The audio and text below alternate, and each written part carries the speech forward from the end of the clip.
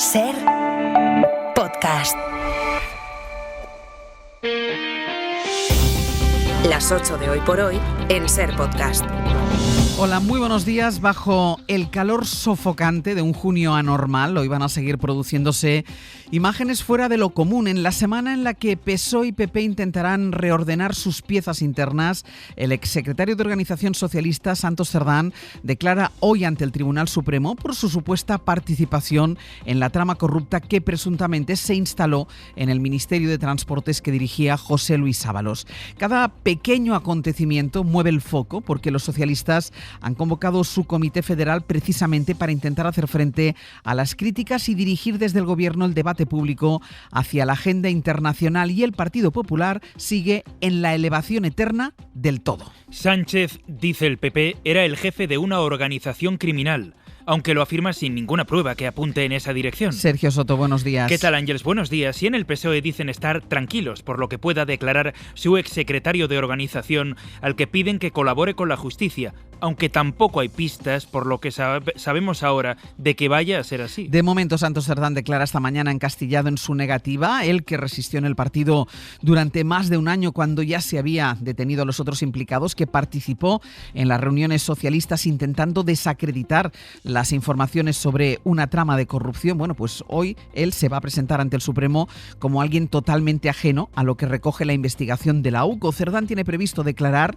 y decir que es inocente, que no tiene nada que ver con trama alguna y que de hecho no se reconoce ni siquiera en los audios que grabó Koldo. Miguel Ángel Campos. Imputado por organización criminal y cohecho, comparece Santos Cerdán porque supuestamente conformó junto a Ábalos y Koldo una trama para el amaño de obra pública a cambio de comisiones de hasta 620.000 euros. El exsecretario de Organización del PSOE ha afirmado que declarará ante el juez Puente, negará los indicios en su contra y asegurará que no se reconocen los audios que apuntan a que tenía un papel preponderante en el entramado e incluso gestionó el reparto de las mordidas. Además, argumentará que el contrato hallado en Servinavar, que le otorgaba el 45% de esta empresa bajo sospecha, carece de validez porque no fue elevado a escritura pública, un aspecto que discuten los investigadores. El juez, que denegó la retransmisión en directo de la declaración porque la ley de enjuiciamiento criminal establece el carácter reservado de las instrucciones judiciales,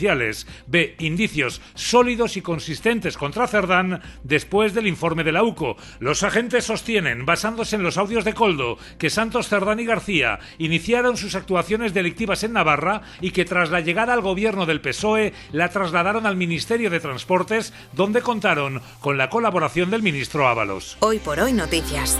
Ser Podcast. Guillermo Lerma, buenos días. ¿Qué tal, Ángeles? Buenos días. Asume el PSOE que será otro trago difícil el de este lunes, pero hace ya tiempo que trabaja en su respuesta para intentar calmar los ánimos de los suyos. El sábado hay comité federal y el partido estudia una serie de medidas que refuercen la vigilancia interna para evitar episodios como estos que han tardado tanto en detectarse, y un código ético además que castigue más los comportamientos machistas. Sí, hay mucha presión interna para que el partido no solo endurezca los controles anticorrupción, sino que aplique también medidas para castigar comportamientos o comentarios denigrantes para la mujer, como los que se reflejan en algunos de los audios, que sean prácticamente incompatibles con la militancia. Sánchez, que sigue sin desvelar su apuesta para la Secretaría de Organización, pretende que la cita del próximo fin de semana sirva para proyectar un nuevo PSOE, así que más allá del relevo de Cerdán, en Ferraz esperan que haya perfiles que asuman una mayor cuota de protagonismo en la Ejecutiva Federal. Suenan nombres como el de la valenciana Pilar Bernabé, la diputada del PSC Montse Mínguez, la alcaldesa de A Coruña Inés Rey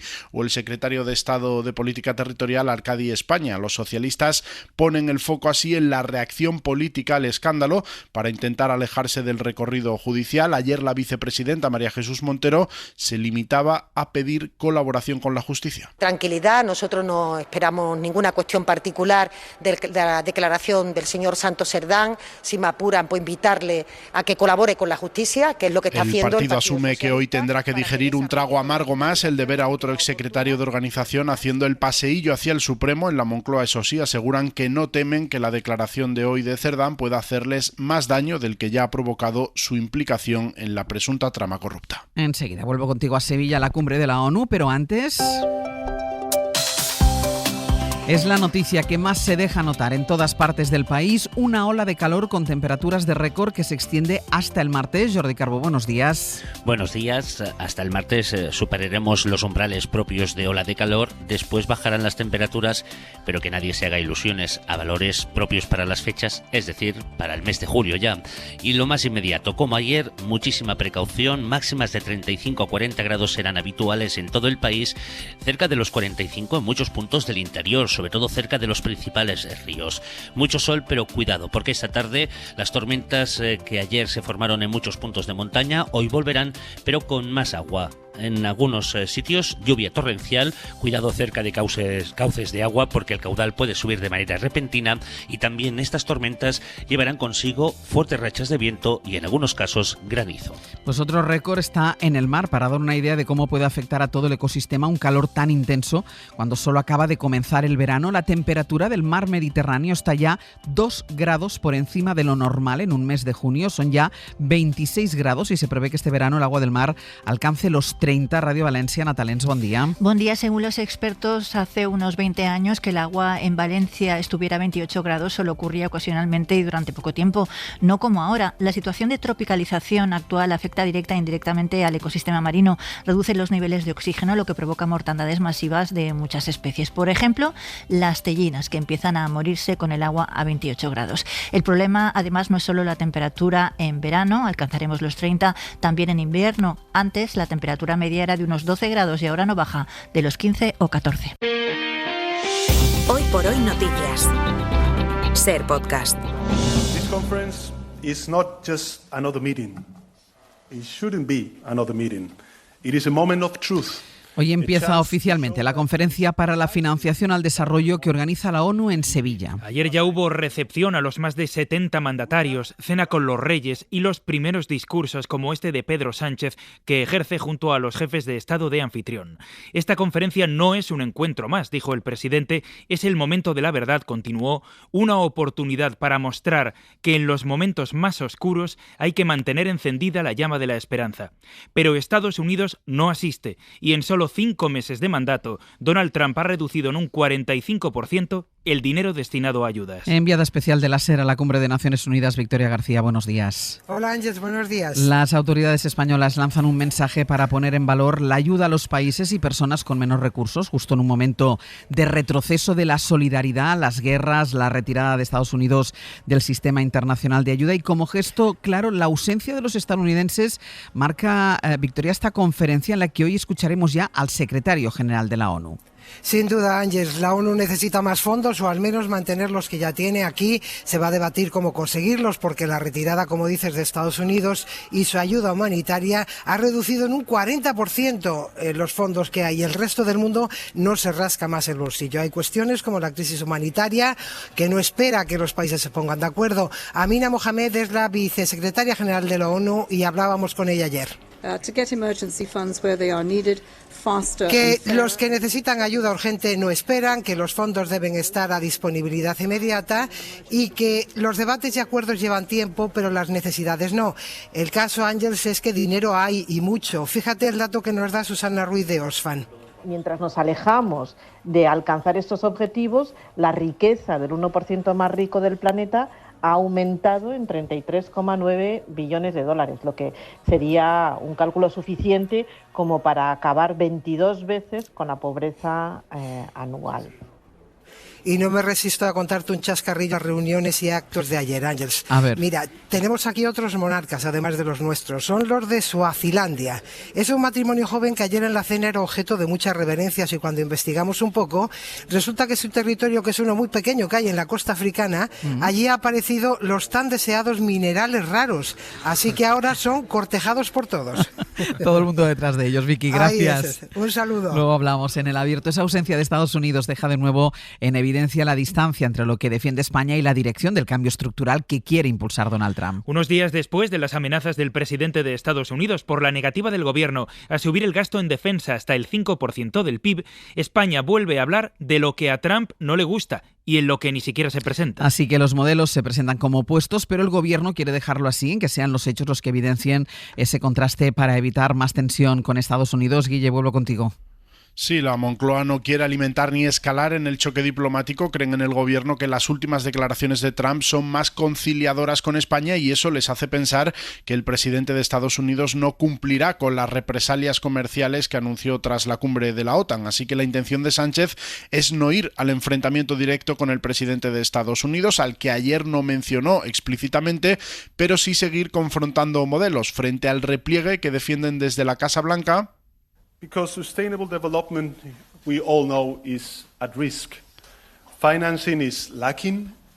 Aid cuts have been drastic, especially this year. La cita de Naciones Unidas aquí en Sevilla servirá para apostar por el sistema multilateral. Sánchez, que la semana pasada no quiso disparar el gasto en defensa en La Haya, defenderá durante 4 días la necesidad de aumentar los fondos para el desarrollo y la cooperación internacional. Hasta luego, Guillem. Hasta luego. El interés del PSOE y del Gobierno en su conjunto es que se hable de toda esta actividad internacional. El del PP, que se hable de Koldo, Ábalos y Cerdán. Y para eso viene bien haber apagado todo debate interno, que nadie tenga nada que decir en su Congreso. Hubo, recordarán, hace unas semanas algunas dudas respecto a postulados ideológicos que el partido pudiera adoptar en un momento clave y de entorno muy cambiante. En el PP han resuelto no pronunciarse apenas sobre cuestiones como el aborto, ni dejar clara su relación con Vox. Hubo también un intento de debatir la fórmula de primarias que personificó Díaz Ayuso y que se quedó también por el camino. Así que, ante toda ausencia de debate, el PP celebra que solo se vaya a hablar en su Congreso de la corrupción en el PSOE. Josué Coello, buenos días. ¿Qué tal, Ángels? Buenos días. Planteado como una especie de ensayo general ante lo que pueda pasar en otoño con un PSOE y un gobierno en recomposición, el PP empieza a pensar ya en su congreso de este fin de semana, aunque sin olvidar que la línea marcada pasa por hablar de todo lo que rodea el triángulo Cerdán-Ábalos-Koldo. Se ha instalado el estado de felicidad de las filas populares, donde estarán atentos a la declaración de Santos Cerdán en el Supremo, mientras siguen poniendo el foco en Sánchez como objetivo último. Él es el problema, repiten en Génova, donde también se preguntan por el próximo secretario o secretaria de Organización Socialista, un cargo que hasta ahora, añaden, ha sido ocupado por personas con poco criterio ético. Como contraste, el PP afronta un congreso donde ni siquiera Ayuso será un problema para Feijóo, una vez que asumió su modelo de compromisarios para elegir al presidente del partido. Un congreso del PP donde se acordarán de las palabras de Felipe González y añaden, nuestros expresidentes del gobierno sí pueden seguir votando al partido que representaron. Mañana empieza la huelga de jueces y fiscales, que va a durar hasta el jueves y que convocan las asociaciones conservadoras, que son todas menos 2, protestan contra la reforma que impulsa el gobierno y que cambia tanto la manera de acceder a la carrera como de ejercerla. El gobierno dice querer democratizar el acceso. Para eso habrá más becas. Habrá casos prácticos y no solo memorización en el examen. Y se propone un registro público de jueces y magistrados que actúan también como preparadores de oposiciones en centros privados. Y también que sean los fiscales quienes investiguen, pero el sector judicial ve en este cambio un intento de politización. Isabel Vega, buenos días. Buenos días. Mañana arranca la huelga de 3 días que han convocado todas las asociaciones de jueces y fiscales, menos las 2 progresistas. Un paro que podría convertirse en el más largo hasta la fecha y que llega con el empuje de las cientos de personas que el sábado protestaban a las puertas del Supremo contra las reformas en el acceso a la carrera judicial y fiscal y en la propia Fiscalía que ha impulsado el Ministerio de Justicia. Ni el Consejo General del Poder Judicial ni la Fiscalía reconocen oficialmente la convocatoria porque no hay normativa que la regule, así que las propias entidades han fijado criterios para garantizar que se atienden cuestiones de urgencia. Ya el fiscal general del Estado envió un escrito a los suyos la semana pasada recordando que se deben atender aquellos señalamientos que los jueces decidan mantener para estas fechas. 2 de las asociaciones convocantes han respondido por la vía del recurso. Denuncian que ese recordatorio interfiere en el derecho a la huelga y le exigen que rectifique. Una de cada 6 personas en el mundo sufrió soledad en la última década, según un informe que publica hasta ahora la Organización Mundial de la Salud. Los adolescentes son el grupo que más solo se percibe y aunque los mayores lo dicen menos, el impacto para ellos también es demoledor. Dice el informe que en un país como España la soledad cuesta 14.000 millones de euros en enfermedades y ayudas. Javier Ruiz Martínez. No se trata de evitar la soledad, dicen los autores. Hay que construir comunidades donde nos sintamos visibles, valorados y acompañados. Chido Mpemba es autora. Es tiempo de gobiernos y comunidades de crear espacios inclusivos. Según su informe, entre 2014 y 2023, el 15,8% de la población mundial, 1.200 millones de personas, se sintió sola. Isabel Aranda es doctora en psicología. Pide que se fomenten esos espacios en los que la persona en soledad entienda que... Aunque estés solo en casa, no estás solo. En la comunidad te puede arropar y proteger. Aconseja que demos un paso. Si te muevas y digas, pues necesito apoyo, necesito hablar con alguien. Los que más solos se sintieron, 21% son los adolescentes hasta 17 años. A partir de los 60 la tasa es del 12%, pero entonces hay más aislamiento y problemas de salud. 871.000 muertes al año las atribuye el informe a la soledad porque incrementa, dice, el riesgo de enfermedades cardiovasculares, trastornos mentales o demencia. Y hoy es el último día que se puede presentar la declaración de la renta, algo que en caso de no hacerse puede acarrear sanciones. La agencia tributaria calcula que en esta campaña son cerca de 25 millones de declaraciones presentadas. Jordi Fábrega. Este lunes acaba el plazo y este lunes la agencia tributaria cobrará además la declaración de la renta a aquellos contribuyentes que hayan domiciliado el pago a través del banco. Como cada 30 de junio termina la campaña en la que este año Hacienda calcula que recibirá 24.600.000 declaraciones. Hoy se puede aún presentar la declaración a través de Internet o bien, en caso de que tengamos ya cita previa, a través del teléfono o acudiendo a las oficinas de Hacienda. No presentar la declaración a tiempo nos puede suponer una sanción de hasta el 150% de lo que nos toque pagar o de hasta 100 euros si nos sale a devolver. La agencia tributaria había pagado ya la devolución a principios de este mes de junio al 73% de las declaraciones que se habían presentado. Para no perderte ningún episodio, síguenos en la aplicación o la web de la SER, Podium Podcast o tu plataforma de audio favorita.